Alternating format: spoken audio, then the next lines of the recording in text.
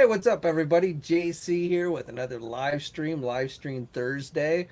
Welcome, and hope y'all have had a great week. Hopefully, things have been good since I last talked to you guys last Thursday. Obviously, the big news for the week, I think, is the word that Hasbro was raising prices on their action figures. Though I'm surprised a lot of people were. I'm surprised that people were kind of surprised by that, but um, so I thought we'd talk a little bit about that, and then just whatever else happens to come to mind. Of course, taking your guys' questions. So let's see who's in the house right now. Looks like we've got Toy Bandit and Michael and Toy Bandit again. So, oh, there's Jerry. All prices are going up, Jerry says. Adam's in the house. Max Power, what's up? Maverick, what's up? Cool. So good to see everyone who's dropping in. So as I was saying, K9, what's up? So big news of the week: price increases. Hasbro. Inflation has been going up, so prices on everything have been going up. I think. What's up, Jay? Jay and not sure what Jay and what? What's up, dude? Buck Wild, Master Toy Hunter says he's going to stop collecting if prices go any higher. Well, see, that's the thing. Prices will definitely go higher. I don't know if it'll be like next year or what. I mean, Hasbro had kept the prices on their figures at $20 for a good number of years, but it's inevitable that eventually the prices are going to go up. So anyone who thinks the prices are just going to stay where they are and never go up is, I mean, it's crazy. It's like comic books. And I mean, yes, think people can be, companies can price themselves out of the hobby. I mean, that's my feeling of what happened with the comic book industry. Not that the comic book industry isn't around anymore, it's still around, but I don't think it's ever reached its heyday that it had, like, in the 80s and 90s. And for me, the reason I used to love collecting comics, but the main reason I quit collecting comics is the prices. I mean, I wasn't going to pay $5 an issue for a comic book. So I definitely think that will eventually happen in this hobby too, where the prices get so expensive that a large number of people will quit collecting. Now, one of two things will happen at that point. Either the companies will start making cheaper stuff. That's when you start seeing companies do 5 points of articulated figures and things like that.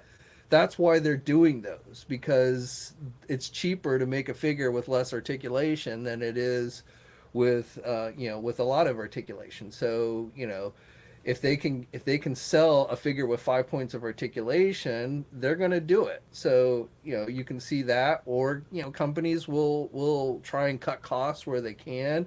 Start using cheaper plastics. That's often when you start having like breakage issues because they're using cheaper plastics. um, you know, but prices will always go up. It's just inevitable. Let's see who's in the house. Toy Master, 8 more years of adult action figure market. And the other thing to think about with this is, most people who adult collectors who are collecting action figures. I mean, let's be honest. Other than maybe Michael, most of us just collect as a hobby. It's not like we have to have the action figures. So if you're spending money on action figures, you likely, or at least should be, spending disposable income, meaning you're not taking away from the money that you have set aside to pay for groceries or your rent, or you're not putting yourself in serious debt to buy an action figure. I'm not saying that nobody does that, but hopefully most of you are fiscally responsible enough that, if your money is getting tight, one of the first things you're going to cut is buying action figures. Um, so this is definitely a hobby that is catering to people with disposable income, just like, the arcade machines behind me. I mean, so if you ask me, is that Tron cabinet worth $700? It's hard to say. Have I had enjoyment with it? Sure. Do I think it's a cool looking display piece in my hobby room? Sure. So from that standpoint, yeah, it was worth it. I had the money to spend on it, and it was worth it to get it. But if I had to make a decision, should I be buying groceries or should I be buying this arcade machine? Well, the answer is I should be buying groceries, and my life will go on if I don't have the arcade machine. So, this is a hobby with disposable income. Most people who are buying this stuff have disposable income. Um, I'm jumping around here a little bit, but I'm just kind of stating that. Actually, I lost my train of thought there. But definitely, this is a hobby with I think that caters to people with disposable income. So I guess where I was going is, so while I'm sure there's some people who might drop totally out of the hobby because Marvel Legend is now going to cost $25, 100%. And like for me, I mean, I've cut back even before this price hike. I don't buy every single Marvel Legend figure that comes out. A, there's just so many Marvel Legend figures that come out these days. B, it's not even just about the price of them, it's space. I don't have space to display every single Marvel Legend figure that comes out. So what's the point in buying a figure if all it is it's going to go into a bin and I'm hardly ever going to look at it. So to me, I drastically have cut back. Well, I don't know if drastically, but I have definitely cut back on, the number of figures that I tend to buy. For instance, the Infinity Saga line that Hasbro did last year. I only bought a couple of those. I bought the Quicksilver, I bought the Warrior Thor, I got the Captain Marvel set with the 2-pack from Amazon, and that was it. Now I did end up getting the Odin figure over the holiday break when Walmart put it up at discount for like $8. I mean, that was just so cheap, I couldn't pass that by. But I wasn't going to get that figure otherwise, just because I don't really have the space for it, and so there just really wasn't much point in getting it. Um, so I mean, yeah, and there were cool figures in the Ironmonger seemed pretty cool, but I really didn't have a place for it, and most of my shelf is dedicated to the characters in their most modern incarnations, and so I didn't get that. Um, and I think, as these prices do go up, that's definitely where I think a lot of people end up, they get a little more choosier. I don't know too many people who are completists anymore with most of these action figure lines. It used to be a time where you'd have people who would buy every single figure. And I'm not saying there aren't any people out there that don't do that, but I think more and more people have become much more choosier, especially if you collect more than one action figure line. It's maybe a little bit easier to be a completist if you only collect one action figure line, but if you collect a lot of different ones, I think it's almost impossible to be a completist these days.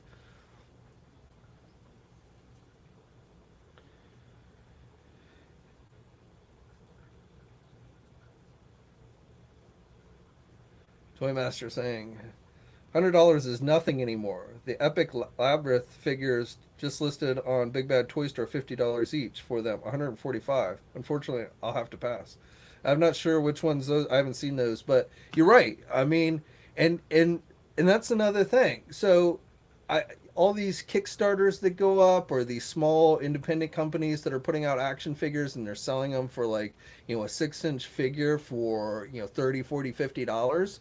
You don't think companies like Hasbro and such see that? They see that people are paying that much money for these figures. Now, I'm not saying they're jacking their prices up because they see other people are selling their figures. Because the truth is, Hasbro is selling a lot more figures than those small toy companies are. And, I think, I know some people want to just think that Hasbro and these companies are raising their prices so they can increase their profit margins.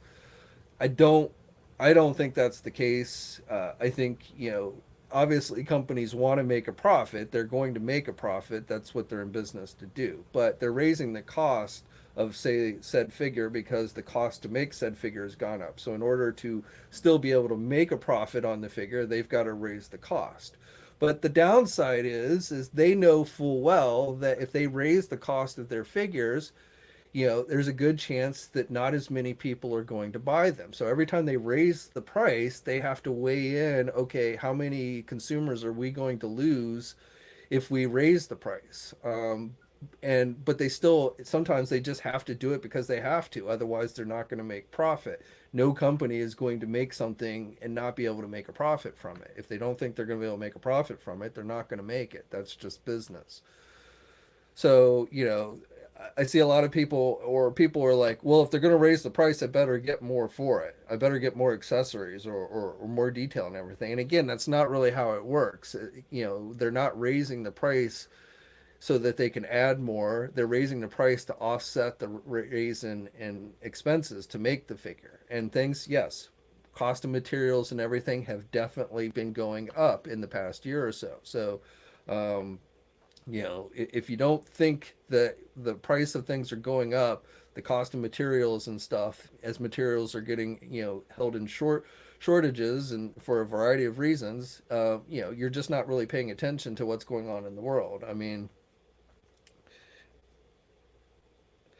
but I think anybody, I know some people are going to be like, "Oh, you're just defending the big companies and stuff," and I'm not defending anybody. I'm just trying to explain essentially how business 101. But at the same time, just like I said, when Hasbro raises the price, they're going to know that there's a good chance they are going to start shedding customers, or consumers.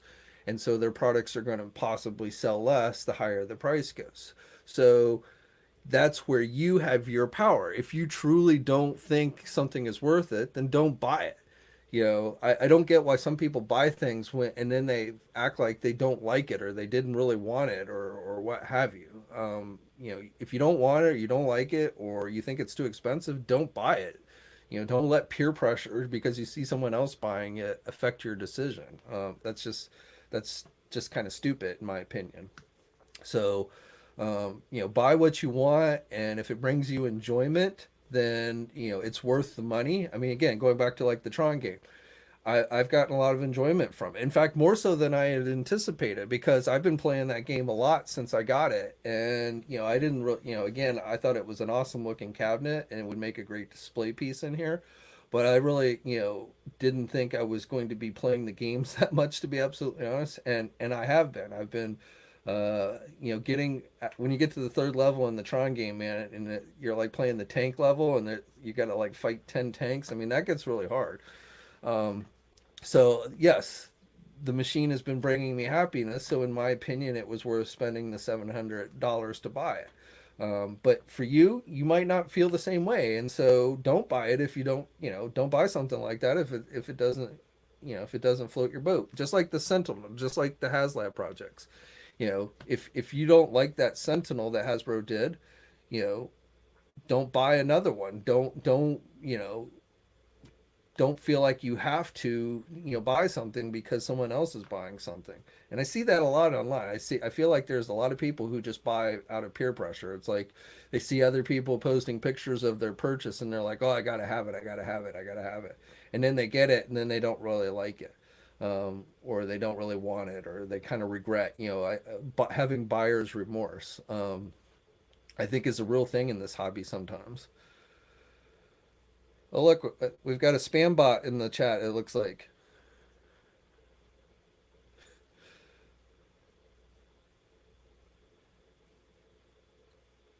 So, sorry, I was rambling. Let me get back to you guys' questions. See, Ink Drop's got it. You don't like, you don't buy.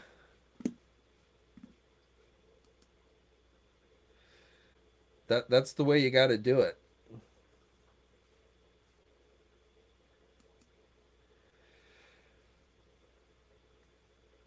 Yep, I agree. Though again, you got to balance. I mean, you got to balance that to some extent. I mean, if you don't have the money, even if you want it, even if you were going to enjoy it, but you don't have the money or you need the money to buy, more life critical things, then you got to make that smart decision too. You got to, you know, you shouldn't be putting yourself in debt to buy action figures. That, and I'm not saying I haven't done stupid things like that in my life. I haven't where I've gone out and bought something I shouldn't have, and took on debt and stuff. This is, speaking from experience, and as I'm gotten older, and a little bit wiser, I hope, you kind of start to realize some of these things, and 100% I've done that before, where I've gone out and bought something I shouldn't have because I convinced myself I had to have it, and then I got it and I regretted it. And even like, when I this over the holiday break, when I started redoing this room and everything, and I started like gathering up stuff, and all the stuff I had, one of the thoughts I had as I was redoing this room is, damn, I've got a lot of shit, and half of this shit I don't even know what I'm going to do with.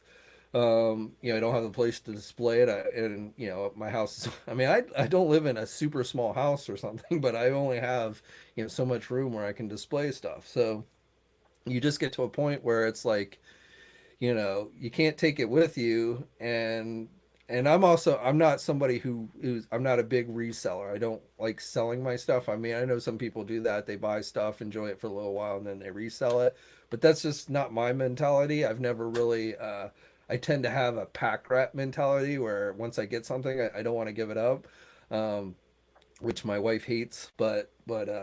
Um, but I mean, yeah, if you can resell it, and if it's something you don't really enjoy anymore, I mean, that's a way to go too. But basically, don't put yourself in debt for buying something like an action figure. It's just you're going to regret it sooner or later.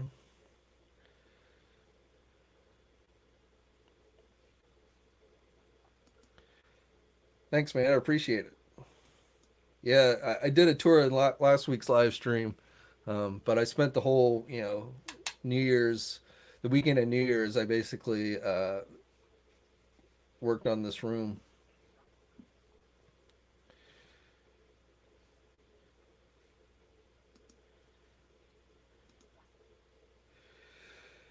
Renders FX, yeah, man, same boat. A Masters of the Universe mega fan passed, and I bought some of his stuff from a collection to help his family and my collection, and realized you can't take this with you. Enjoy.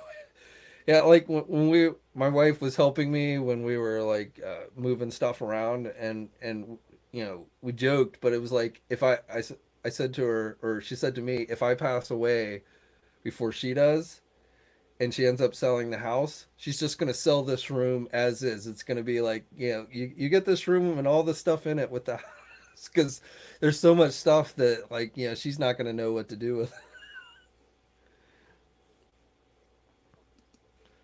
Later, I have a grandson to leave stuff to, only 3 months old. Nice. Yeah, I don't have any kids, so I don't really have anyone to leave it to. And I often wonder, because, like, maybe some stuff, but I have to wonder how much like stuff like this would appeal to a kid today.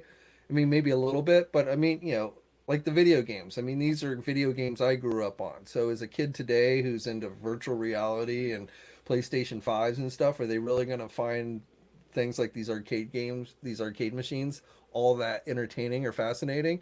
A large part appeal for me of these things is just the nostalgia of it. But you have to wonder if a young kid, obviously when they first walk in, it might be so, oh, cool, really cool. But I just kind of feel like kids. I really wasn't into the things my dad was into as a kid. Um, and I would have to wonder if I had a kid, if they would really be into the same things I was into as a kid.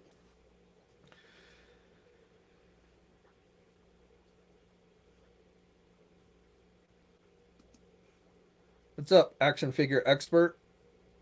Going well for myself. Hope everything's going well for you.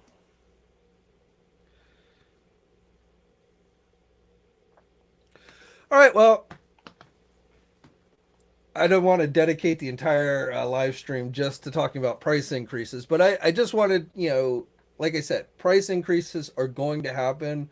Um, and nobody likes it. I mean, nobody's going to sit there and go, "Oh man, I'm really happy we got that price increase." So, I mean, obviously that's a given, but I do think it's important to realize that, I mean, yes, their profits are being made, but the companies are raising prices because their expenses are going up and they are having to raise the prices to offset those costs. And that's a real thing. That's not bullshit so that they can rip you off or something, which is what some people seem to think. I mean, I've even seen like a meme flying around like it's not inflation if companies are setting record high profits, and that's not true. Record high profits means that there's obviously people with disposable income out there buying this stuff. That's why companies are having record profits. If they were just raising prices and people didn't have money to buy stuff, they wouldn't be having record profits. The reason why, I mean, and I'm not an economist, and I'm not even going to spend a whole lot of time trying to explain inflation, but part of it is definitely that inflation happens when people actually are buying too much stuff, and that causes shortages on supplies and demand. And when there's more demand, then that causes prices tend to go up because companies are having to spend more money to get more product out there to fill the demand, and so on and so forth. So, if a company is experiencing record, they're raising their prices and then they're also experiencing record profits, more likely than not, that's because there are people out there, more people out there that actually have disposable income and are buying the stuff regardless of the prices going up. Because again, you would think if prices are going up and people don't have the money, then sales are going to go down and companies are not going to be making profits. And again, that is something a company has to take into consideration when they decide to raise a price. They have a profit margin that they've set. They can spend this much money to make it, and they have to have this much confidence that they're going to make this much money in order to profit from what they're making in order to greenlight it. And I mean, that's a simplified explanation, but that's essentially kind of how it goes. And again, prices always go up. You never see like, unless it's something that's being clearanced out because again it didn't sell at all, you don't see prices go down over time. They always go up. Comic books used to be 10 cents at one point when they first started. Now they cost $5 an issue. And again, I look at the comic book industry and I do see that as an industry that has basically very much priced itself out of the market. Not 100%, but it's definitely, I don't think the comic book industry in general experiences the kinds of sales that they did back in the 80s and 90s. They hit their peak, and even in the 80s and 90s, prices had started to go up. When I was a kid and was collecting comics were 25 cents. And then they went up to 50 cents and 75 cents. They stayed at 75 cents for quite a while, and then they went up to a dollar, and then a dollar 25, and eventually they worked their way up to what they are now, which is generally $5 an issue. I think I probably stopped collecting most comics when the price got to around $3 an issue. That just started to get too crazy for me. Especially when you're talking about comics that come out on sometimes on a almost biweekly basis, or you're buying multiple titles or something. It got way too expensive. But when I was a kid and growing up, I went to the comic book store every week, and I bought oftentimes on a weekly basis, I would buy 5 to 10 issues of stuff. So I was heavily into comic books for a very long time, but as the prices went up, and not the as prices went up and sales started to drop, the other thing you started to see, at least in my opinion, is the quality started to go down. The caliber of artists and writers that the companies were hiring seemed to go down a bit, and the stories weren't as good, or you got less of a story. It felt like the cost of the comic was going up, but you were getting less of a story. And so that was just another reason for every I've tried a few times. I've gone back to check out a comic and say okay, and I start reading it and I'm like, this art kind of sucks to me, or the story is just not really that good, or this definitely isn't worth $5. I mean, and so I don't buy it on I don't get into it, and I don't start collecting it. And So, and I do think that will happen to action figure collecting eventually. I don't think we're there yet. I don't think $25 is going to knock that many people out of the hobby, but eventually, that will happen. I definitely think that will happen eventually. What's up, Quinn? Sorry, knocking the comic book industry. So, but if you're gonna buy comics, go to Quinn's Comics and buy them because oh, I've never been to a store, but it seems like it would be a good store.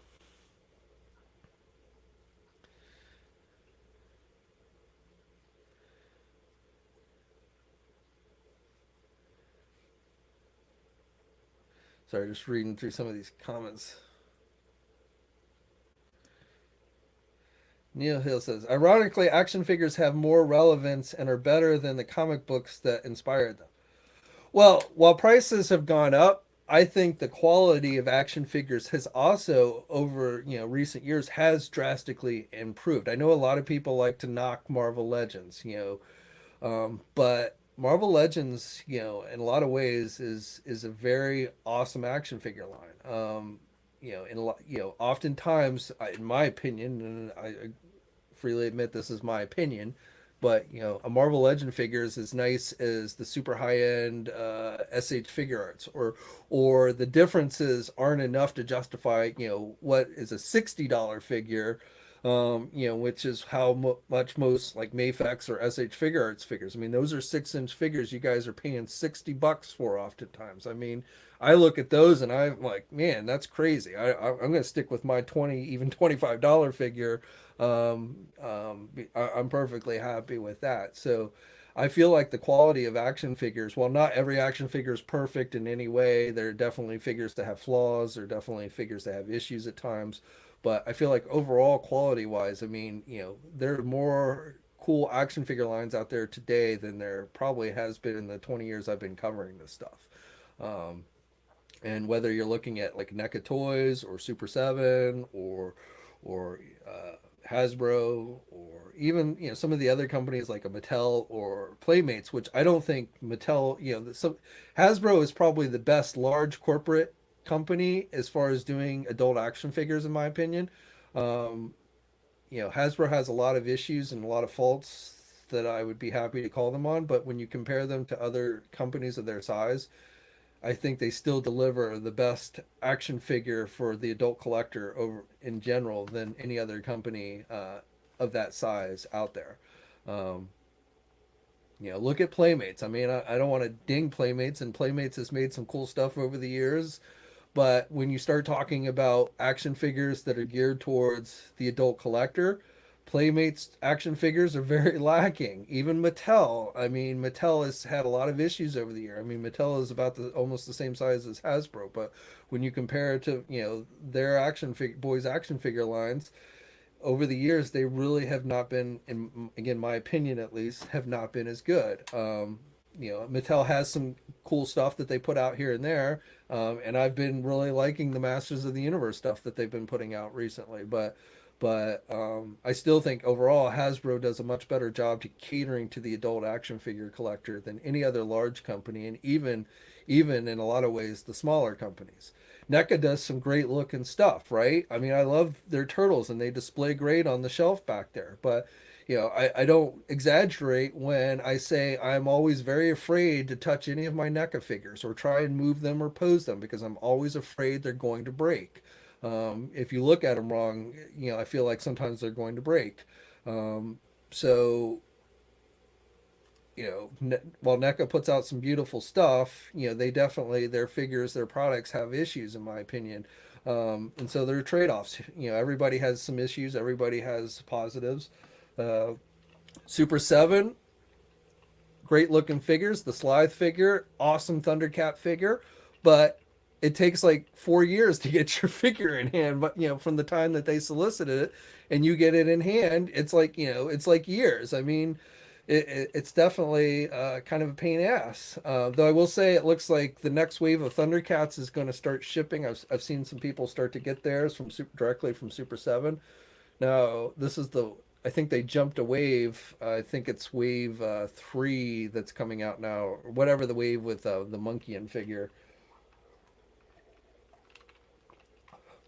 which out of that wave, the only one I'm really excited for is the Monkey figure. But the wave that was supposed to come out first was the one with Tigra, but I believe that one got pushed or whatever. So, but uh, but at least we're finally going to get some more Thundercats figures here soon. But again, Super Seven, they are slow as molasses in actually getting stuff out to you.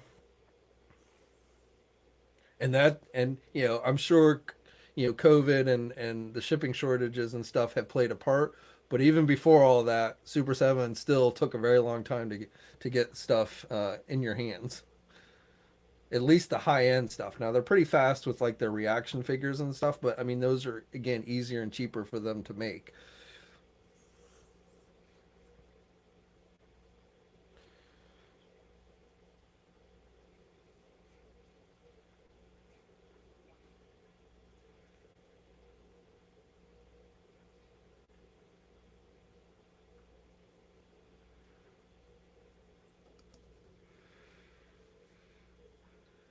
Remove before fight gaming says thinks the biggest problem are the resellers. They ruin the sneaker and toy game. Well, if you mean like scalpers, I mean, yes, they're a pain in the ass. They definitely can cause shortages, especially at mass retail.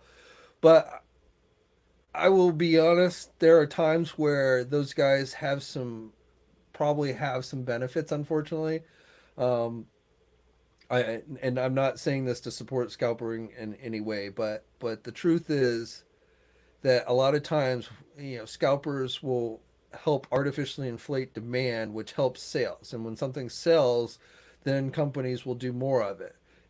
Unfortunately, the downside of that is it often makes things harder, at least at first, harder for us to get it.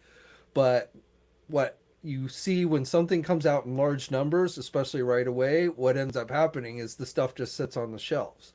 And then people, when it starts to warm the pegs, people don't feel like they need to get it or they need to get it right away. So they wait or they hold off, they wait for it to go on discount, what have you. And so, that can have a negative effect on things getting made and stuff. But I don't think, and again, I don't support scalping in any way or anything like that, but I don't think like they're destroying the hobby per se. They do at times make it more frustrating, definitely.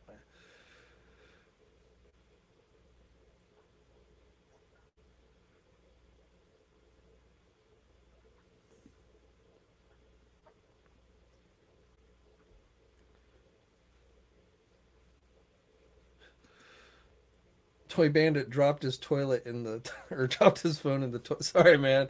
Get some rice and put your phone in the rice. It'll get the water out.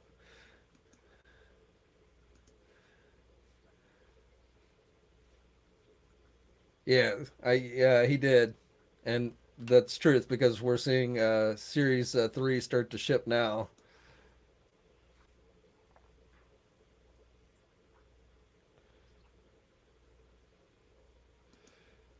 Yes, peg Eternals will peg warm for eternity. Eternals, already have, but will definitely end up on the discount shelf. But the thing about Eternals is retailers bought a shit ton of those figures, and so more so than what they were able to sell, and a variety of reasons, and that happens all the time. But Hasbro sold probably more Eternals figures than they did a lot of their comic book based figures and stuff, and so um, and the reason why the retailers bought so much of that stuff is because they were hopeful that the movie would help push it to kids. Basically, the kids would go see the movie and then want to go out and buy the toys. Now, one of the things that we've been seeing in the past year with the movie stuff is the timing between when the toys are getting released and when the movies are coming out is off. So you're getting the toys a lot sooner than the movie comes out, and so that's killing some of the enthusiasm, I think, of like kids buying those figures. Adult collectors, the same amount of adult collectors are buying that stuff no matter what. But I think where a lot of collectors kind of lose focus on that movie stuff is it's the kids that are buying the retailers and the manufacturer are hoping are going to be buying that stuff and probably are buying that stuff more so than like the obscure comic book character that we as the collectors want. Sleepwalker, the new Doctor Strange wave. The only figures I want in that Doctor Strange wave are Sleepwalker, Despair, and I probably will get Wong. Those are the only three figures in that new Doctor Strange wave that I probably plan on picking up. But what the retailers are hoping is that kids will go watch that movie and they'll want to pick up all those movie figures. Unfortunately, the figures are hitting shelves now, and the movie is still months away from being released. So, that's probably going to cause those figures to end up warming the pegs a lot more than what they would have normally had.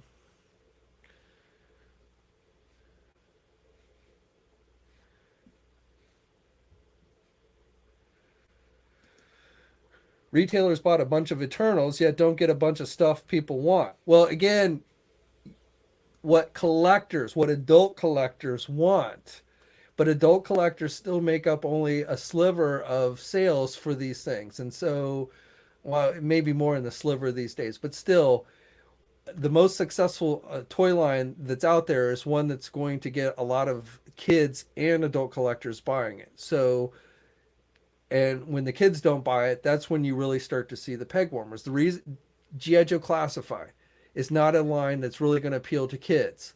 So that's why retailers are only carrying it in very limited numbers. And so that's why they're so hard to find at Target and Walmart, because their retailers have no confidence that kids and their parents are going to buy those action figures. And the truth is, when the retailers do start to carry those in any kind of real number, they do start to warm the pegs. Just look at the wave with Flint, Lady J, and Cobra Commander. That I see that wave all the time now. Retailers, upped up their carrying that wave, and it warms the pegs. Now, yes, would a wave with the Bat and the Alley Viper sound better than a wave with Cobra Commander, Lady J, and Flint? Sure, because it's an army builder. But you got to realize that retailers aren't that savvy. They don't, they're not as tuned in to the inner workings of the adult collector because their focus is still on the bigger demographic of kids and their parents. Unfortunately, that's definitely something I think I wish would improve and somewhat has, but and that's where your big bad toy stores and your entertainment earths and your small toy e-tailers that cater directly to us. That's why, in my opinion, it's very important. Even if you have to wait a little bit longer to get your figures, it's important you support those guys because those are the guys who are going to know what to cater to. They're going to order a lot of bats. They're going to order a lot of alley vipers so that you can get as many of them as you want. Again, you may have to wait longer because the bigger customer is going to get the stuff first. That's generally how it works. And as much stuff as Target as a Big Bad Toy Store, Entertainment Earth are buying, it still doesn't. Even the stuff that's hard to find, you better believe Target and Walmart are going to order a lot more of that stuff, even if they're only like even if it only ends up being like one or two cases per store, that's still probably a lot more than what an Entertainment Earth or a Big Bad Toy Store is able to order for that kind of thing. But again, that's where I put to you supporting the e-tailer, and I'm saying Big Bad Toy Store and Entertainment Earth, yes, because they're sponsors of the site. But any toy e-tailer out there, if there's a toy e-tailer out there that you have confidence in and is reliable, support them when you can over buying it at Target or Walmart, even if you have to wait a little while. That's why, if it's a store exclusive, you got no choice. Go, get it at Target or Walmart. But if you can get it somewhere else, you should, in my opinion, because those guys are the lifeline of this hobby, not the Walmarts and Targets. Well, that's not entirely fair because if there wasn't the Targets and Walmarts, this is kind of the catch. If there wasn't the Targets and Walmarts buying the stuff, then there wouldn't be enough sales for a company like Hasbro to justify making the stuff. So we do actually, you need Walmart and Target to carry these things, even if it's in limited numbers, because they are buying the bulk of it. But then we as the collectors want to try and support the smaller guy when we can. Now, again, if you walked into your Target store and you saw a bat and an alley viper and you still needed them, I'm not advocating that you don't buy them. But I wouldn't go hunting, if you're hunting every day at Target or Walmart to try and find a bat or alley viper and you're still coming up short and you're getting frustrated and you're getting angry, quit doing that. Just go pre-order it someplace and wait for it. It will come, I promise you. Or your small comic book shop, they carry a lot of that stuff too. Um, but but my point here though is that as much as I would love to say, Walmart and Target should just quit carrying this stuff, we really need them to continue to carry that stuff because unfortunately, again, going back to like the parent and kid demographic who are going, they're not going to go to Big Bad Toy Store Entertainment Earth to buy their action figures. They're going to buy it when they see it on the shelves at Target and Walmart. And so, um,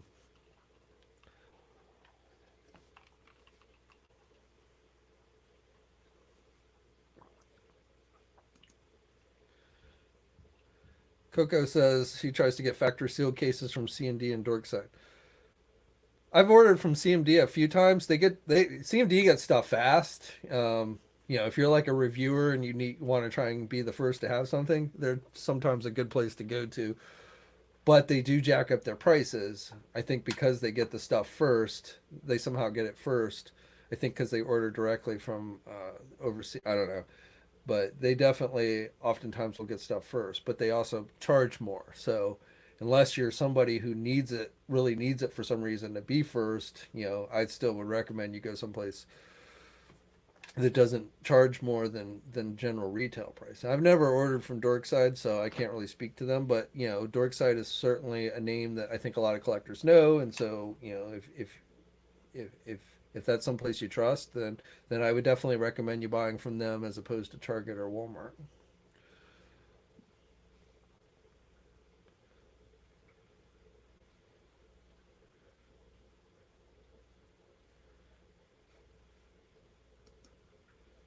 In Canada, DLC Collectibles has the 20th arm. Now, when we start talking about overseas, first of all, generally a lot of the stuff that's exclusive here is not exclusive there. And these days, honestly, it seems like people who buy stuff overseas are getting it faster and easier than us in the US. But it definitely, things change a little bit when we start talking about overseas. Just the whole way the whole market is and how things are sold and stuff.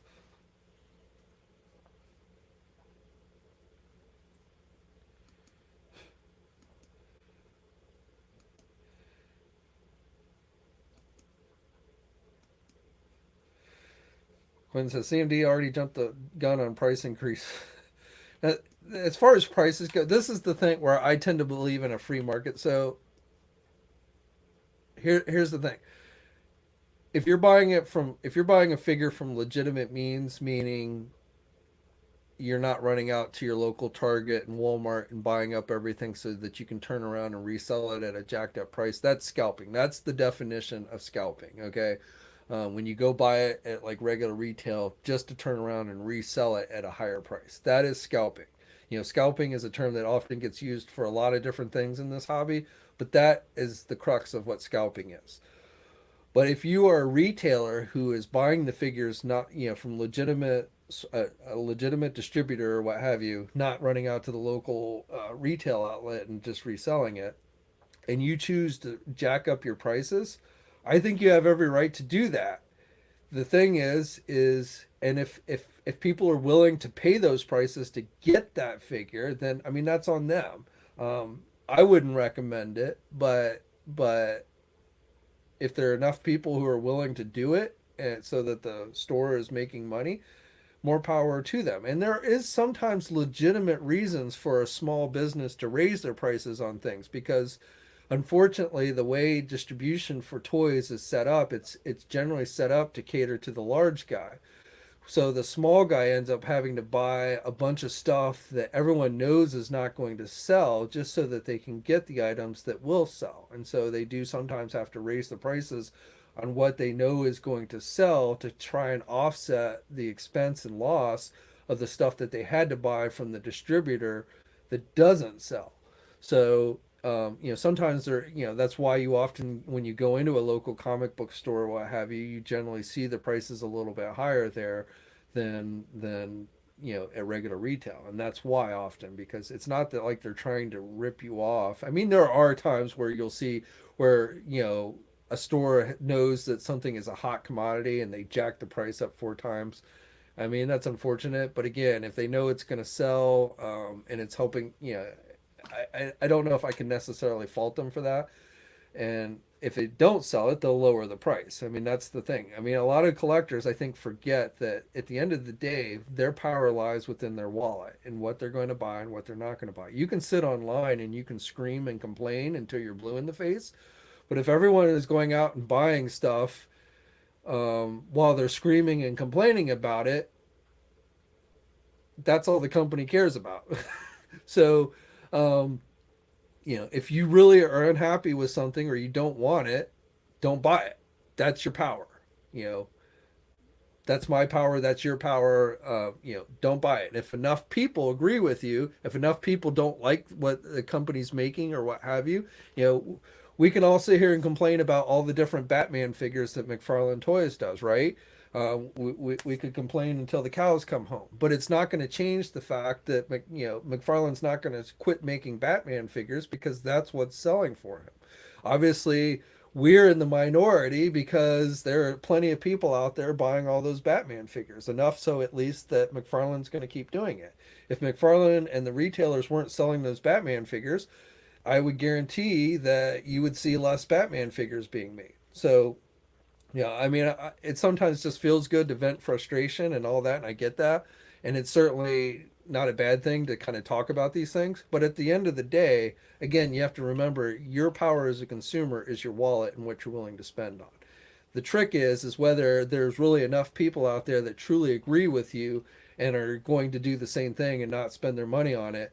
And if enough do, then you'll probably see things change. If they don't, they probably will continue on as usual.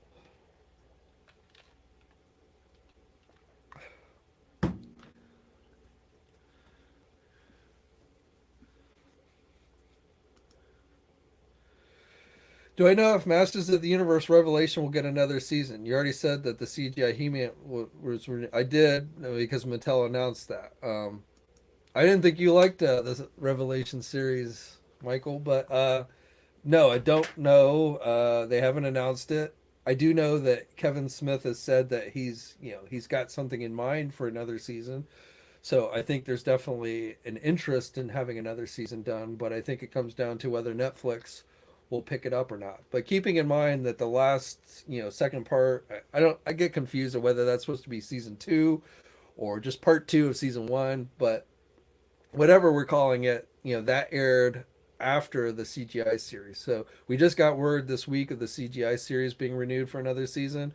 So we may, in a couple of weeks get word on Revelation. So I don't know which way it's going to go. Um, but I do know that Kevin Smith seems open to doing another season if it gets the green light. So I think it's definitely a possibility, and I personally hope so. I'm very happy to hear about the CGI series getting a second season, not just because I did enjoy the first season and interested to see where they go with that show, but also because with them having He-Man cartoons on air, that means that Mattel is likely to continue to keep doing action figures. When there's no more cartoons, if all the cartoons get canceled, then you're probably going to start seeing action figures dry up. Mattel's not going to be able to get those out to retail, and we're going to go back to Matty Collector or just nothing at all, if that happens. So even if you don't like the cartoons, um, but you like the toys, there's a benefit of continuing those to for those shows to continue on, just so that the company can keep making products and getting them out to retail.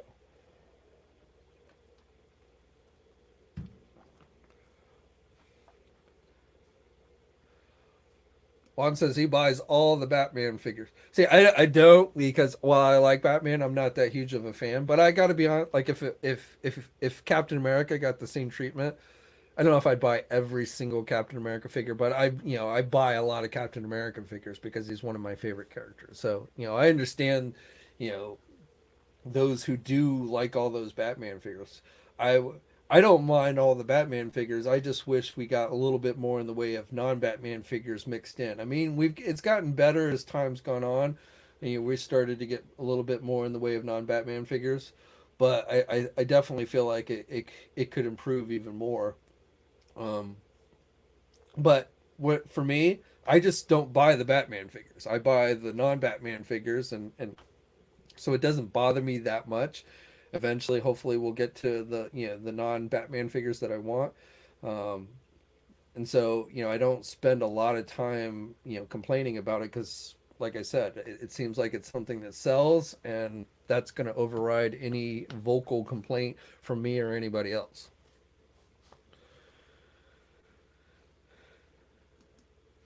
Well, Warner Brothers has a say, and I'm sure they know Batman sells as well. But I guarantee you, the one making the call is the retailers. And yes, my guess is retailers are much more inclined to carry something with Batman than something non-Batman. Now, where like the studio comes into play is like, so for instance, we've got the new Batman movie coming out. So definitely when it comes to that, Warner Brothers is like, get the Batman movie products out there because that's essentially a billboard for them to promote the movie. So when there's a movie involved, and again, that's why you always see movie merchandise, or that's one of the reasons why you see movie merchandise is because yes, the license holder is counting on those toys to essentially help them promote their movie. But for like, I doubt Warner Brothers is saying no, you cannot make a non-Batman figure. That is more likely coming from the retailer or just McFarlane sitting down looking at his sales numbers and seeing that well this demon figure didn't sell anywhere near as this Batman figure, so I'm going to make more Batman figures. That's likely where the decisions come in.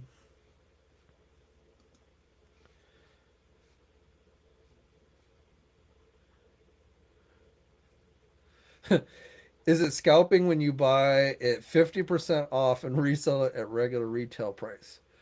I guess technically that would be considered scalping, but if it's been discounted at 50% off, it's probably not in high demand. And so you, as the seller, are probably going to find it much harder to sell at regular price or a jacked up price.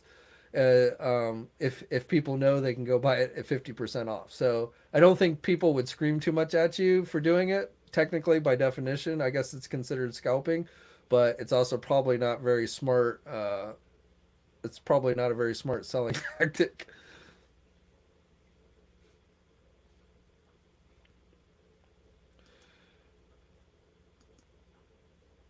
Price hikes just mean I buy less crap. Well, right.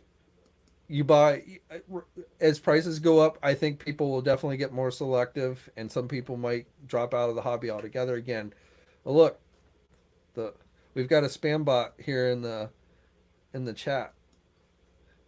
I think this is my first spam bot in a live chat. Anyway, now I lost my train of thought. Thanks, spam bot, for making me lose my train of thought. Oh, I don't know.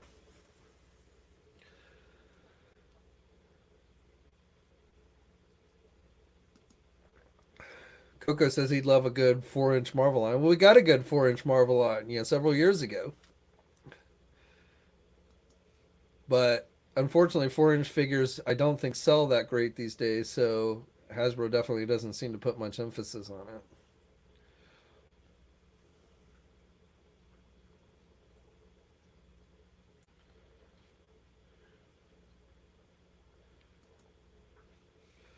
I was talking scalping, but I can't remember my exact point. So we'll just move on.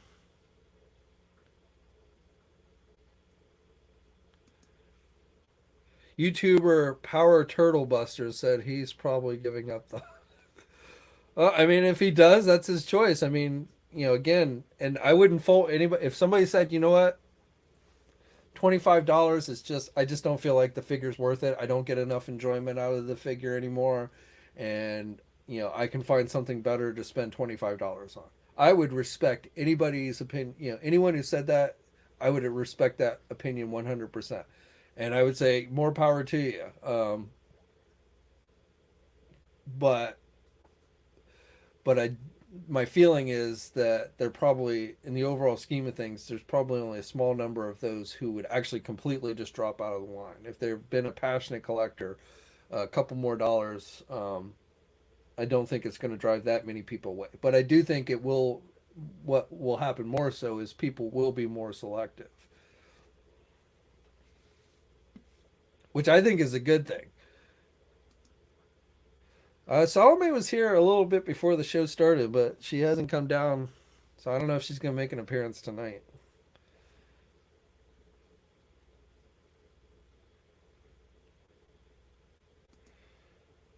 The quality isn't getting better, yet the price is going up. Right, because the cost to make that figure at the same quality before, the cost of the figure, even, when it was $20, has risen. So in order to sell the same figure and still make the same profit they were making before, they now have to raise the price. That's how it works. It's not about quality, it's not about improving the quality, it's not about adding more accessories.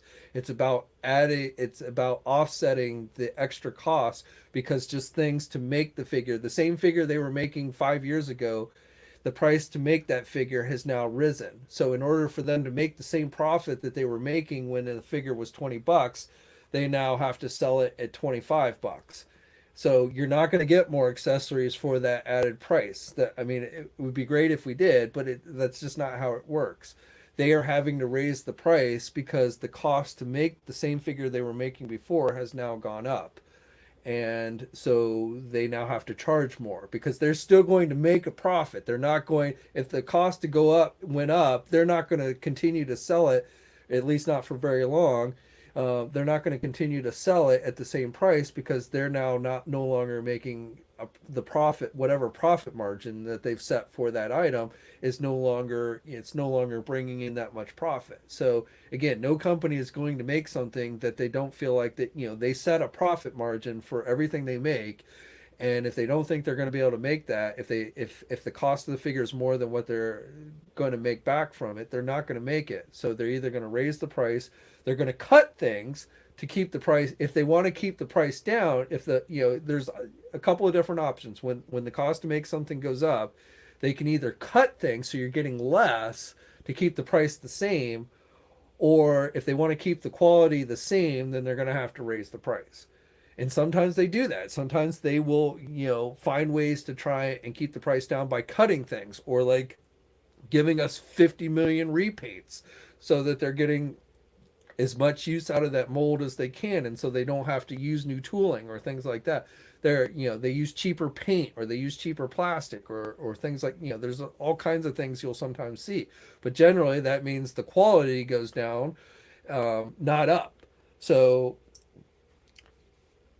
but that you're 100% right. You're not going to see at $25, you're going to essentially get the same figure you were getting when it was $20, because they've had to increase the price to offset their added expense to make the figure. The problem, the quality of Marvel Legends is very low compared to G.I. Joe, for instance, who gives you more bang for your buck. I don't totally agree with that, but the big difference between G.I. Joe and Marvel is Hasbro owns G.I. Joe, so there's no licensing fee cost type stuff. Hasbro has to pay Disney, Marvel, to be able to make Marvel figures. So that's an added cost that something like G.I. Joe does not have. So that allows Hasbro to maybe do a little bit more with, say, a G.I. Joe classified figure, because they don't have, that's an expense. That licensing fee that they're paying to Disney slash Marvel is not there, because it's their own property. So same thing with Power Rangers, though, I don't follow Power Rangers close enough to know what the quality is. I know those Ninja figures that they just put out had some serious issues, but that is definitely a difference between GI Joe and Marvel Legends. So it's not really, there is, it's kind of comparing apples and oranges. But GI Joe, I mean, I love GI Joe Classified. I mean, it's probably my favorite. It's the line I'm most excited about when we get new figures and stuff.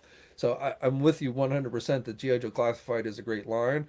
Um, but like for instance, my Lady J figure. I mean, my legs are so loose on that Lady J figure, and it's not like I've done she's basically just been sitting on the shelf, but I can't even keep her standing straight up because the legs are so loose on that figure. So there are definitely some issues that come into play with some of those GI Joe figures. Um, but again, there is a difference between Marvel Legends and GI Joe Classified because Hasbro owns GI Joe. They don't own Marvel. Legends are glorified 5 points of articulated. Lady J is articulation better than most male legend figures. Eh, yeah, I mean, I don't agree with that. I think Marvel Legends has probably been one of the longest lasting, best lines out there. Not to say that aren't issues here and there. And I've definitely, one of the things I've noticed with Marvel Legends in recent years is like that gummy kind of plastic with the joints, which I hate. There's definitely, especially with the female figures, where like they won't stand up straight anymore because the legs become bowed because the plastic is so soft. So I'm not going to say that Marvel Legends are perfect in any way, because they're not. But I still think if you look at Marvel Legends, they deliver overall pretty good for an action figure line. I enjoy Marvel Legends more so than I do DC, the DC multiverse from McFarlane. Now, McFarlane has, there are places where McFarlane figures shine over a Marvel Legend, but still overall, I generally like my Marvel Legend figures better. The NECA figures look great, but they're very delicate, and if you move them the wrong way, they easily break. So, and we've seen other companies that have that issue sometimes as well. Diamond Select Toys has been known for that. DC Collectibles used to be known for that. Um, so like I said, everybody has strengths and weaknesses, but I still feel like overall, like a Marvel Legends is a pretty solid action figure line.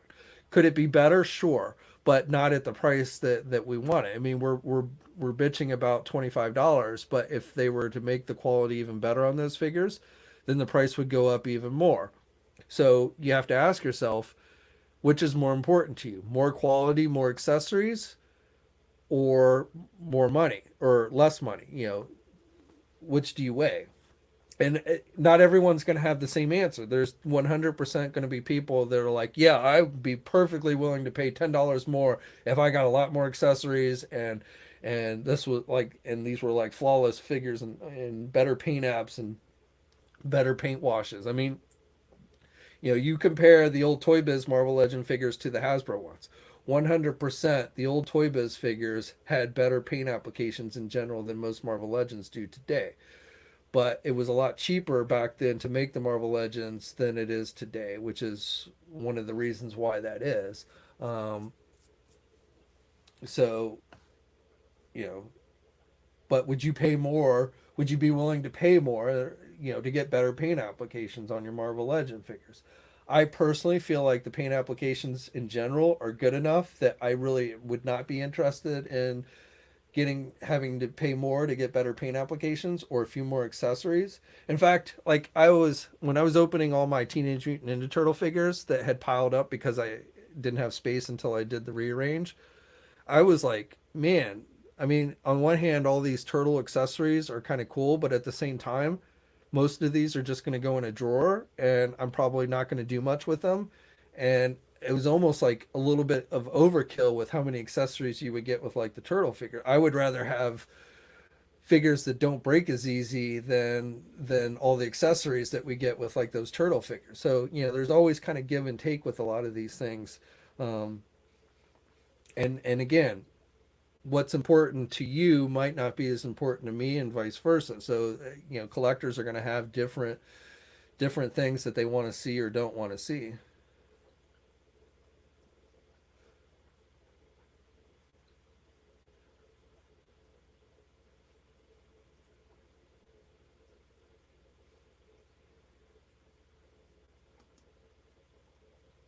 Yeah, dude, you're on a channel about action figures. So, I don't know if you're not a troll, I don't know what you call yourself. But nice try, dude.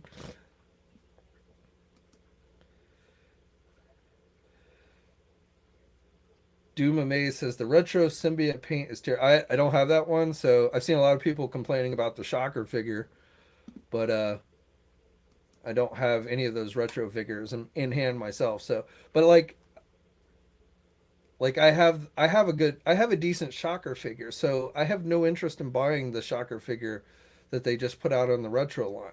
You know, that one of my pet peeves is I'm tired, and this is probably the biggest, like Star Wars has really gotten bad about this. I'm tired of getting the same figures over and over and over again.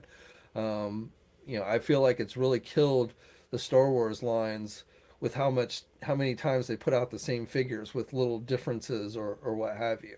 So, you know, most of those Spider-Man retro figures, while there might be some improvements here and there, not enough to me to warrant buying them again. I don't need another black costume Spider-Man because they just did one not too long ago, and that one is perfectly good for me. Now I do understand that, you know, sometimes it's good to reissue stuff because, you know, new collectors who come into the hobby and they missed out on things and they don't want to pay secondary market prices. So definitely I think at times, you know, reissuing a figure or something is not a bad thing, but I feel like sometimes it's way overdone. And again, I look at Star Wars and I feel like that's my biggest complaint with Hasbro's recent Star Wars offerings is they're just doing way too much of repetitive stuff.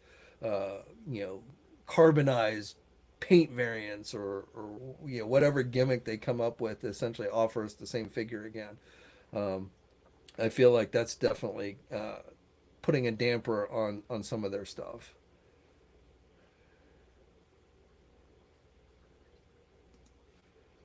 We need a Jim Lee's morph figure from X-Men. Are you? I'm not sure which I want to. Yeah, I want a morph from the animated series, which I can't imagine we won't get in that VHS line. But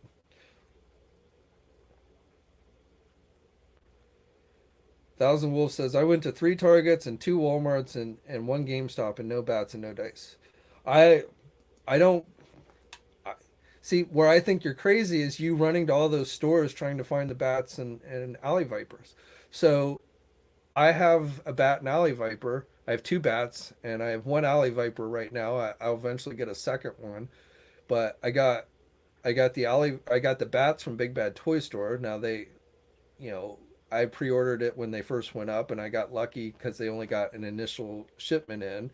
They'll get more later, but I was able to get my bats from there. The Alley Viper, I had on pre-order at Big Bad Toy Store, but I actually Hasbro Pulse put them up, and I was able to grab one from there. And surprisingly, they shipped it out right away. So I got both of those figures online, but and somewhat some of it was luck. I happened to be online when the Pulse put the Alley Viper up and was able to get it. But the fact is, I could pre-order those figures from anywhere, and sooner or later I'd get them.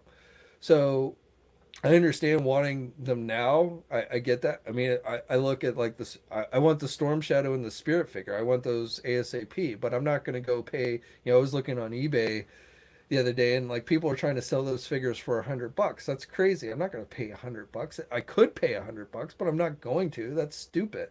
And I'm not going to run around to, you know, Targets and Walmarts every day hoping that I might get lucky and find them on shelf. I'm just going to pre-order them, which is what I've done, and they'll arrive when they arrive. And when I say pre-order, I mean from places like a Big Bad Toy Store or what have you, because obviously with a lot of the big retailers, when you pre-order, we've been finding stuff getting canceled on a regular basis. It's, you know, if you pre-order something from Walmart or Target, there's a bigger chance that you're just going to end up your pre-order getting canceled.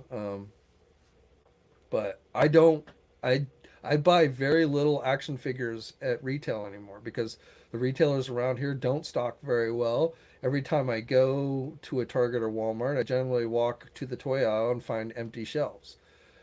But I don't have the time, nor do I want to waste the time going to Target and Walmart every day hoping that I can find the stuff, you know. And I don't really care if I'm the first person to get it or not.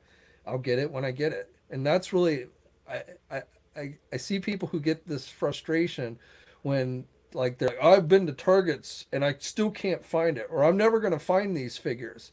Again, if it's a store exclusive, you don't have a choice and you got to do that shit. And it sucks, but you don't have a choice. But if it's a non-store exclusive, you don't have to put yourself through that frustration.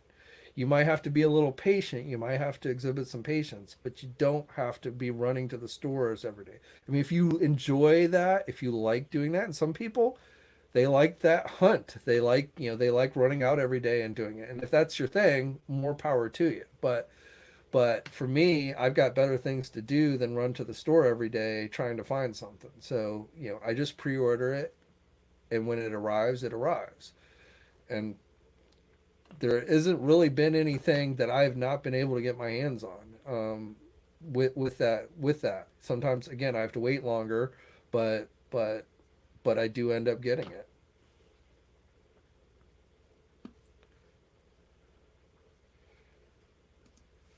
Thanks, man. Thanks for checking it out.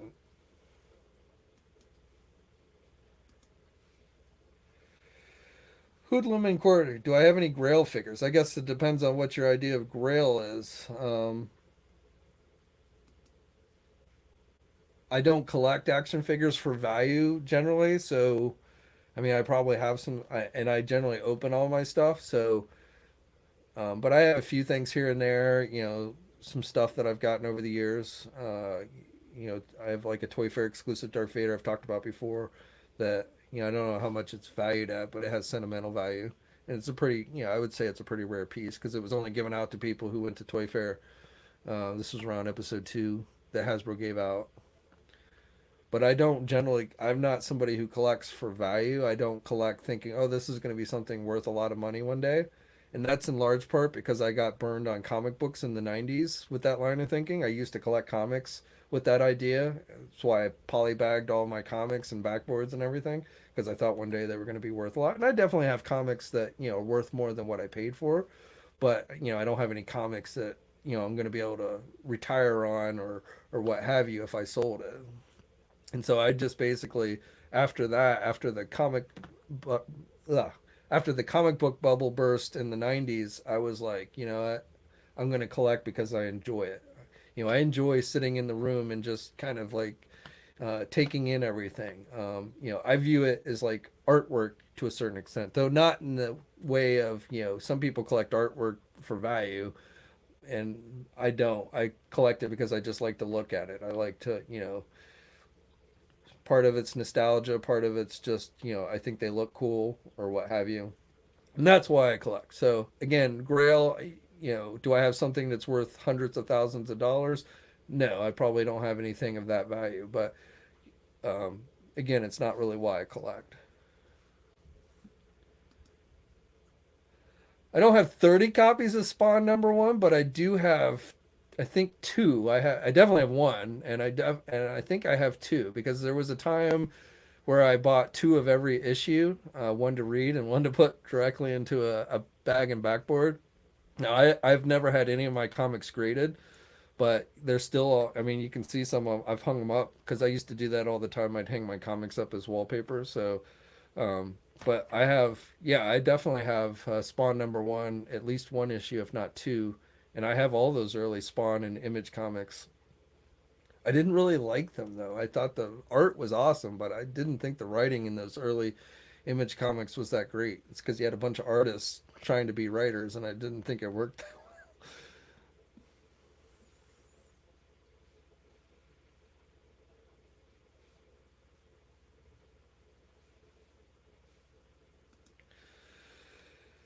Thomas has two, one signed, one not. So this is kind of funny. So like I've I've interviewed Todd McFarlane. I When there used to be live toy fairs, I would see Todd McFarlane in person almost every time, and I never once thought, I should take my Spawn comic and have him autograph it. It just I never did it. I probably should have, but no, I don't have any autograph McFarlane.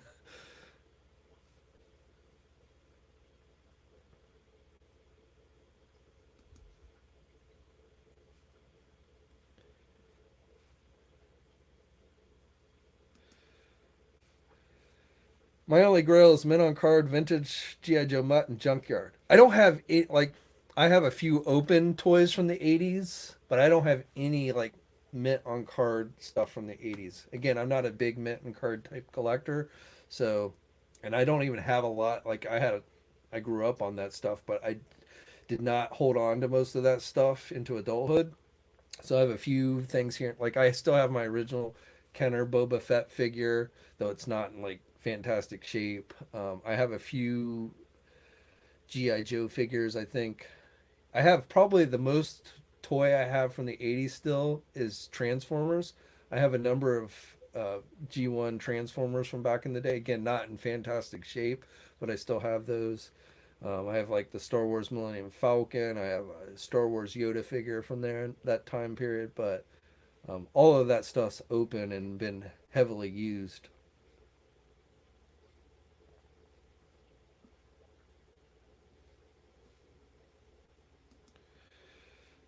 Joe says McFarlane once personally sent me a Superman stand during the pandemic when mine broke. I called customer service and he answered himself. That's pretty cool.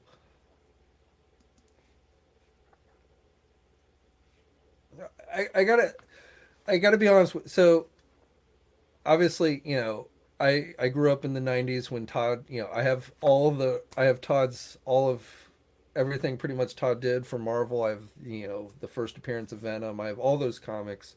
And I was, very familiar with Todd McFarlane from his artwork. But I never really collected his toys. I didn't collect Spawn action figures or anything like that back in the day. And I always kind of thought, just from being on the outside looking in, I always felt like he was kind of like he always struck me as kind of like a pompous ass. But then I met him, I started, meeting him and interacting with him in person at things like Toy Fair and stuff like that. And he actually is a very nice guy. He loves to talk. He'll talk your ear off if you get into a conversation with him. But he's actually, he is much more than you would think, in my view, because I certainly didn't think it before I actually met him in person. A fairly down to earth guy and actually pretty cool. He is kind of a used car salesman. I kind of describe that because he'll try and sell whatever whether it's his comics or his toys or the NFT that he's been doing recently. He'll try and sell that and make it sound like it's the best thing from sliced bread, and he does a good job at it. I think that's in large part probably one of the not only is he a talented artist, but I think he's also just a very good salesman. So, but yeah, Todd's actually not is a pretty cool guy. I mean, it's not like I have go out and have drinks or dinner with him. I only know him on a professional basis, but from what I my interactions with him, he's always been a pretty cool guy.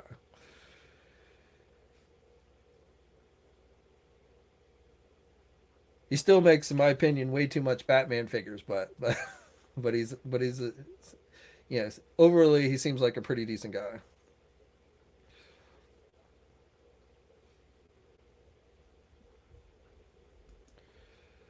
I mean, his artwork is fantastic. I've always loved his artwork.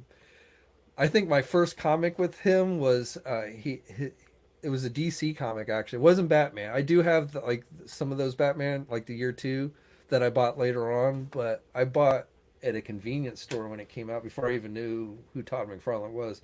It was a storyline called Invasion and he was like drawing it and I was really, I was like, wow, these are really cool. These characters like Superman and Batman and stuff look really cool in this comic. Um, and then of course he got on to Spider-Man. Well, actually Hulk is probably the first Marvel comic I was exposed to because and I was always more of a Marvel comic reader than DC. I mean, I eventually got into a lot of DC comics, but I started out as a Marvel guy. Transformers and GI Joe is actually the comics that got me into reading comics, which at the time was put out by Marvel, and then I kind of started branching out into other things. But the Hulk, where he fights Wolverine and Gray Hulk stories, that was really probably my real first experience to McFarlane. Those are all I love those issues. The artwork in those are great, and then of course he made the jump over to Spider Man and those are all cool. And again, I tried Spawn, back in the day, but while he's an awesome artist, I just did not like the writing very much, and so and his Spider-Man, like his first jaunt into writing was that Spider-Man comic that he got, that Marvel gave him, and then of course he jumped ship shortly afterwards to go start Image. But I didn't like that Spider-Man comic too much either. The art was great, but I didn't think the stories were that fantastic.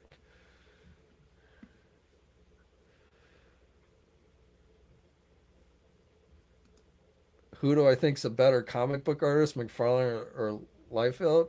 McFarlane, hands down. Though I liked Rob Liefeld too. I mean, I always felt like Rob Liefeld was very much a copy of McFarlane's style, but I liked it, even though he can't draw feet worth shit. But I, I have all of his early work too, and more. I have all the New Mutants. He started in New Mutants, and I have all those issues, and then obviously X Force and stuff. So I have all that. So, but between the two, McFarlane probably, Jim Lee is next, I would say. Um, but McFarlane I definitely like better than Rob Liefeld. And I've never met Rob Liefeld in person, so I remember as a kid him doing those Jean commercials.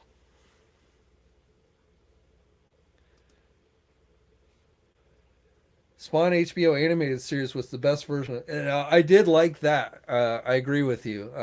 While I never got into the comics that much, I did like that animated series. I didn't like the movie that much, the live action movie, but I did like that animated series.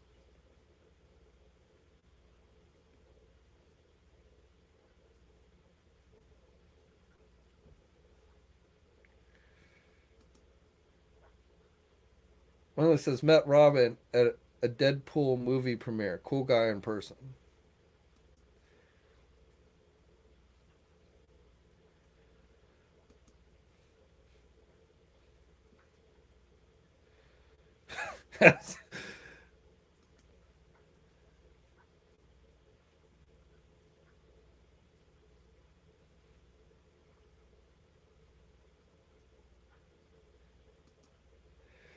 Do you remember the song Korn did for the Spawn movie soundtrack? Kick the PA, love that.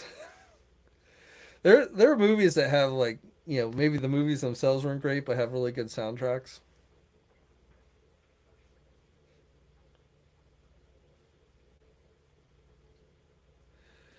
And one thing I will say is I think Todd has improved more so over the years than Liefeld has.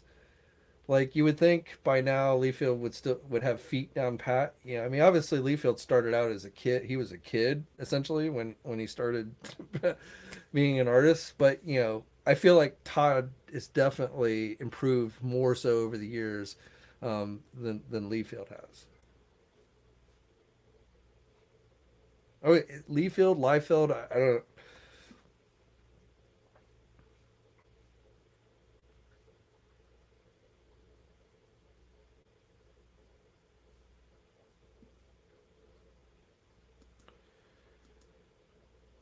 Lee Turner, Campbell are some of my favorite artists. Yeah, I agree. They're all good. I would say, I mean, McFarlane kind of, in my opinion, the other thing about McFarlane is he he was the first, right? He really was the first to kind of introduce the style of of the '90s of comic book art. And a lot of people who came after him kind of jumped on that bandwagon, and some kind of just felt like just copied him. Others, people like Jim Lee, Wallace, always mispronounce his last name, but Ashio, or I butchered that name, but I think you guys knew what I'm talking about. His work on X Men was fantastic.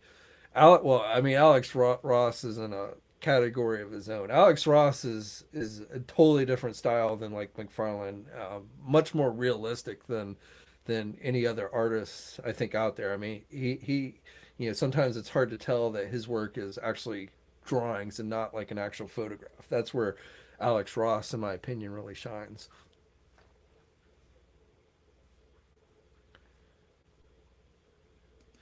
Well, Kirby is a classic type artist. Like I like McFarlane's art and some of that more modern art than Jack Kirby's. But Kirby, for his time, I think was a fantastic artist. Um, but I feel, but it's not to me the best way I can. It's not as modern looking as like a McFarlane art or what have you. And like I remember Stan Lee did this.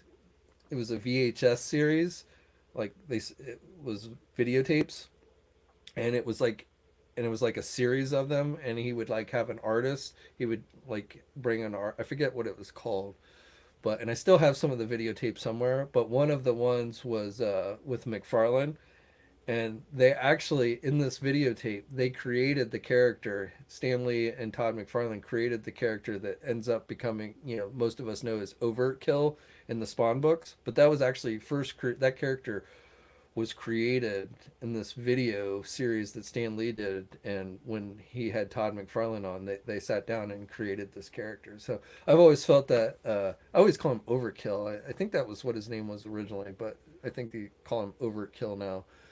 But I always thought that character was cool just because I thought it was cool how he was kind of created.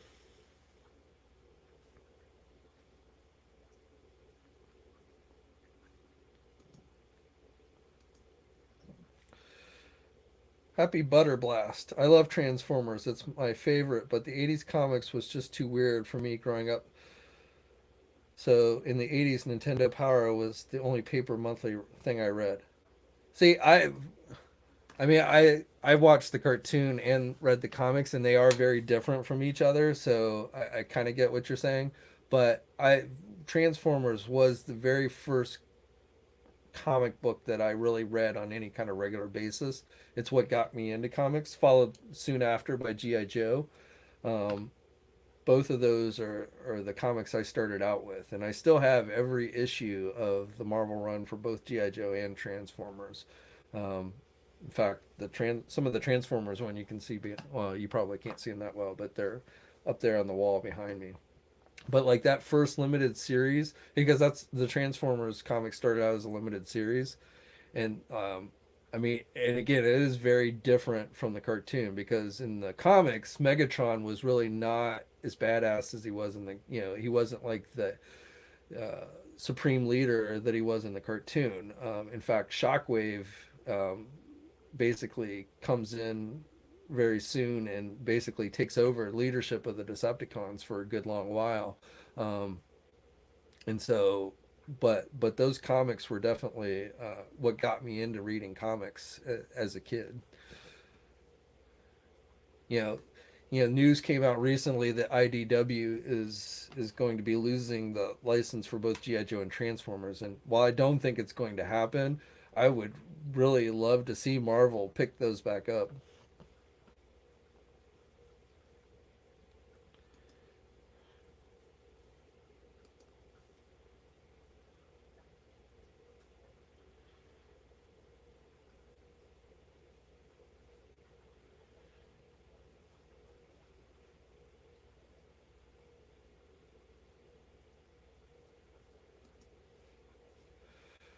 Maverick says, "Well, it would be hard to collect every kind of Transformer that's out there. I collect mostly masterpieces, and then I kind of pick a few here and there.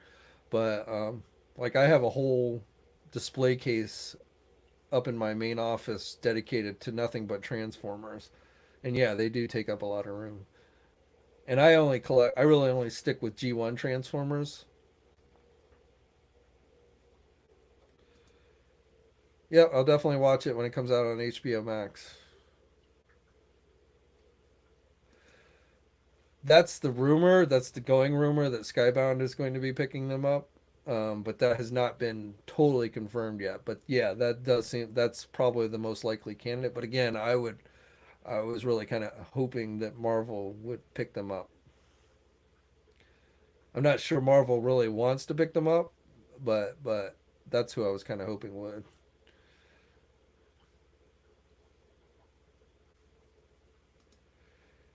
I watched Peacemaker at lunch this afternoon, so enjoy.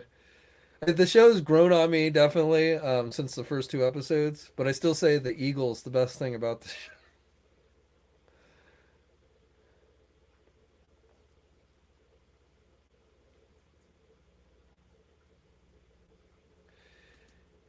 Yeah, we definitely need an Eagly figure. I wouldn't mind, like, I wouldn't, I mean, obviously we got the Suicide Squad version of Peacemaker, so I don't know if we're gonna get another one, but I wouldn't mind seeing like a vigilante figure. I'd definitely love to see a comic book based vigilante figure, but even one based on the series, I wouldn't mind seeing.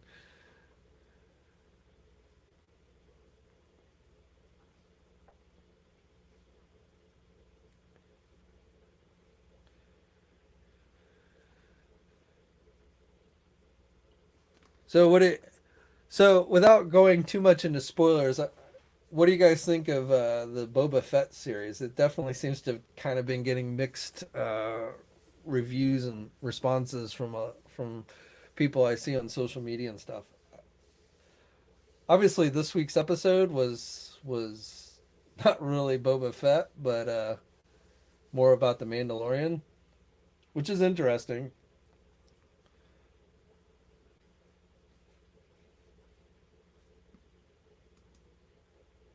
Vigilante is coming off as a little like Deadpool, wouldn't you agree? Not really. I mean, the whole show in a lot of ways comes off like Deadpool. So, but Vigilante is more of he's not really as one like he's more of like kind of a nerd. I haven't read Vigilante in the comics in a long time, but I don't really feel like this captures Vigilante from the comics. But then, I mean, this whole my whole complaint about like the first two episodes is I thought the dumbness of it, which I mean that's part of the charm of it. I get that, but I felt like it was just too much.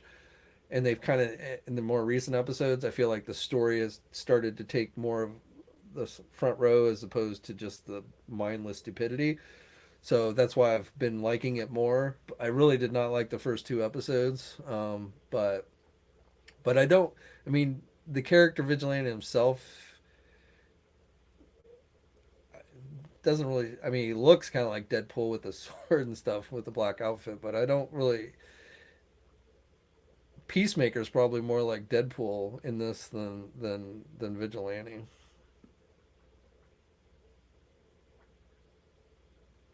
But going back to Boba Fett, so my thing with comparing Mandalorian to Boba Fett, I do feel like the overall story of the Mandalorian has just been much more interesting.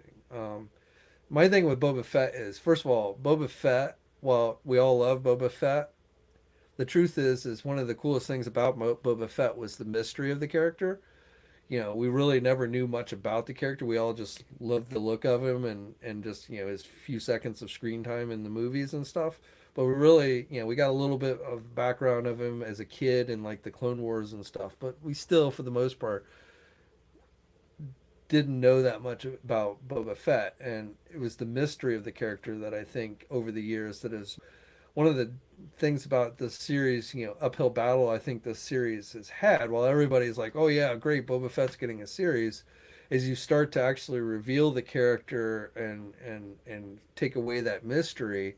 I feel like that is, in a lot of people's eyes, is right off the bat just going to hurt people, have, so people kind of have more of a negative reaction to the show.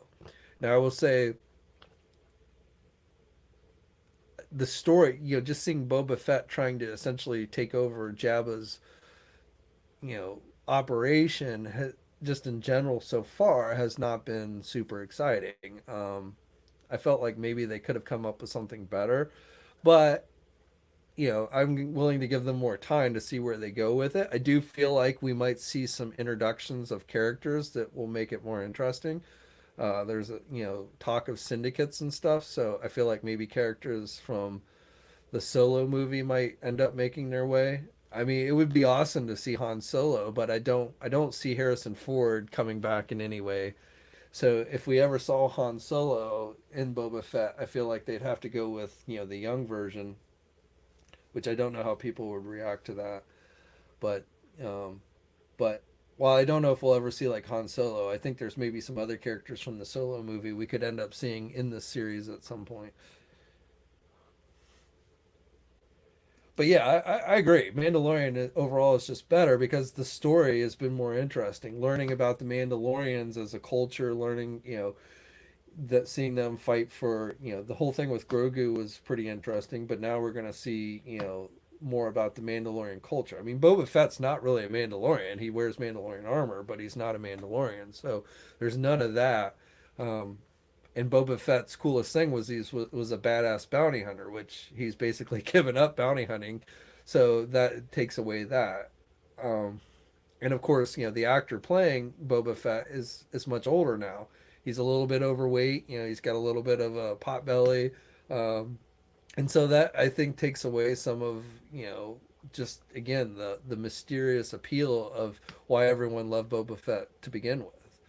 We're talking about a character that basically had, a handful of lines out of three movies had, a small handful of lines and then got taken out like a wuss by having his backpack hit and falling into the Sarlacc pit. But yet we all love Boba Fett and we all love the mystery of Boba Fett and so now that you're doing a series about nothing but Boba Fett, it definitely takes away from that.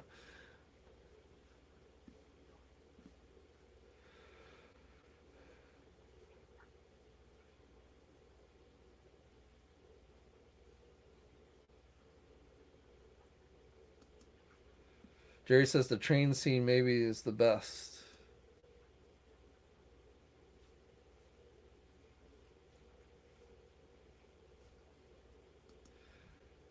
I just want to see Peacemaker and Bloodsport figure with decent head sculpts. Yeah, I don't know if you're gonna see that.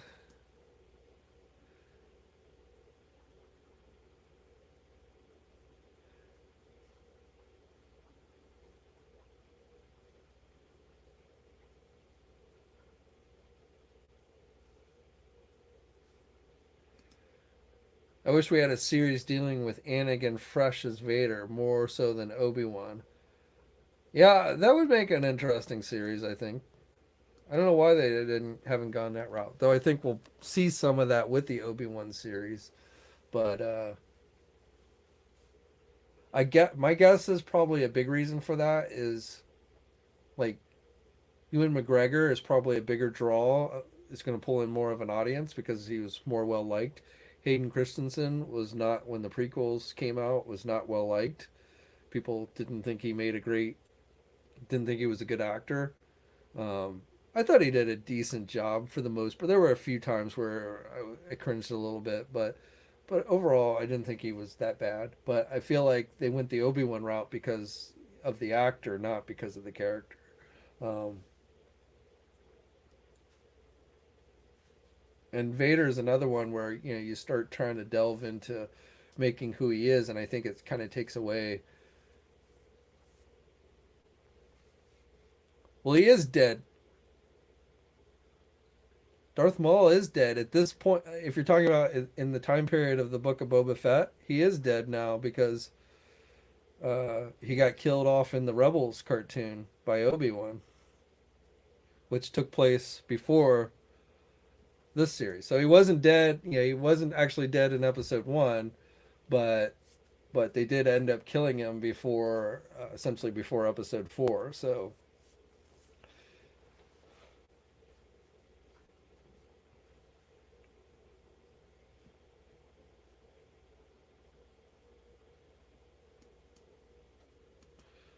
I don't think they made Boba Fett for kids. I just think, in fact, if they made it for kids, it'd probably have a hell of a lot more action to it. I just think most of us don't see Boba Fett as being a mafia boss. We see him as a action-oriented bounty hunter, and so um, I think that's, in my opinion, that's why some people I think have had issues with the series so far. But I think it could still be work out to be good. Um, but I don't know. It's still to me, it's still too early to call, and I'm curious to see whether we see, you know, I don't want to talk. I don't want to talk spoilers for this week's episode because there's probably people who haven't seen it yet. But there's something about this week's episode that makes me curious of what we're gonna see at the end, meaning the season finale of Boba Fett.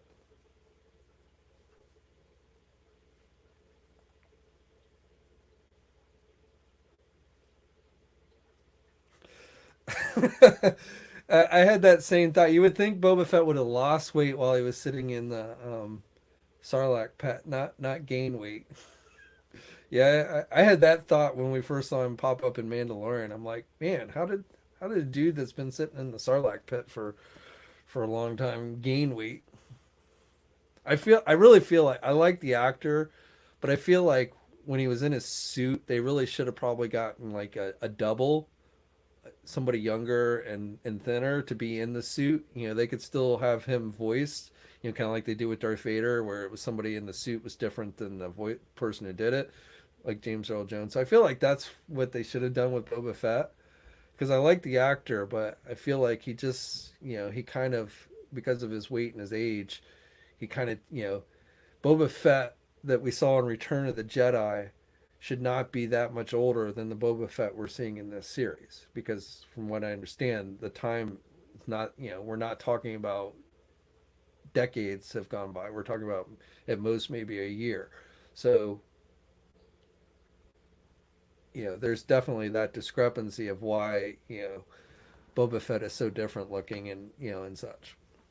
And I think part of it, as they tried to explain, was because, his time in the Sarlacc, and he was, kind of became burnt and all that stuff. But I feel like they should have had him in they should have had a thinner looking person in the actual suit, and then just have him voice the character.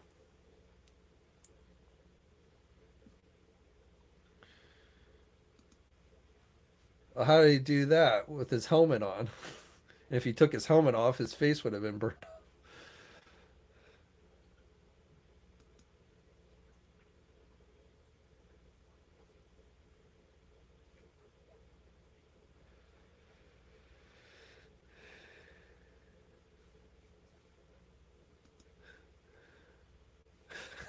Sarlacc feeds you to keep you alive for 10,000 years.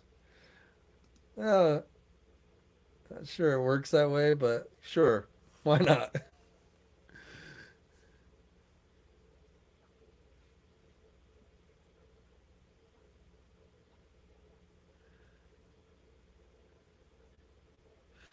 So just to sum up, so I'm undecided on Boba Fett. I mean, I haven't hated it, but it's definitely not been as good as The Mandalorian. But I think there's a variety of reasons. I don't know if Boba Fett can be as good as The Mandalorian, um, with this path they've gone down with making him this, mafia boss essentially. But we'll see. Um, but as far as my overall verdict for Book of Boba Fett, I'm leaving it open until I see how the whole season plays out. Hey Kyle, what's up?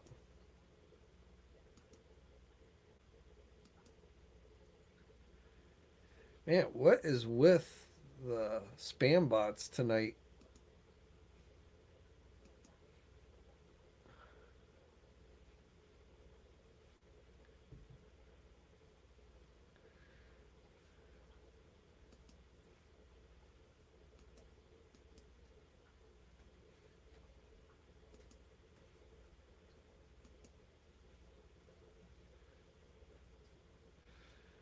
So this is the first time in all these live streams I've done. This first time where I've had spam bots coming on. They pop up in like comments on regular videos, but I've never had them come into a live stream like this.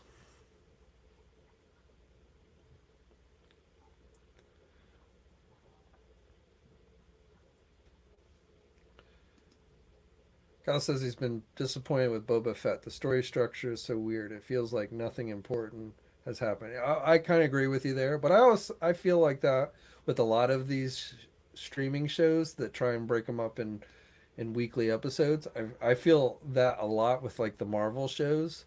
Um, I feel like a lot of these shows would just be better if they just put them out so you could binge watch them um, at once. Mandalorian is the exception to the rule to that, but I definitely most of these streaming shows I think work better when they're put out at the same time. Sometimes I wish I had the patience just to wait until the whole season airs and then watch it all at once. Um, because I think some of these things would be better if you did that.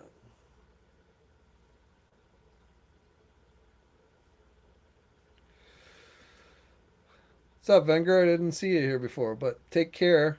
But I actually think I'm gonna. We're getting on almost 9 o'clock, so I think we're gonna call it a night. But I do want to thank everybody who chimed in tonight. Much appreciated as always. I think I'm gonna try and keep doing Thursday nights for live streams, so should probably be doing another one next Thursday. Seems like a good day, and keeping it at the 7 o'clock time.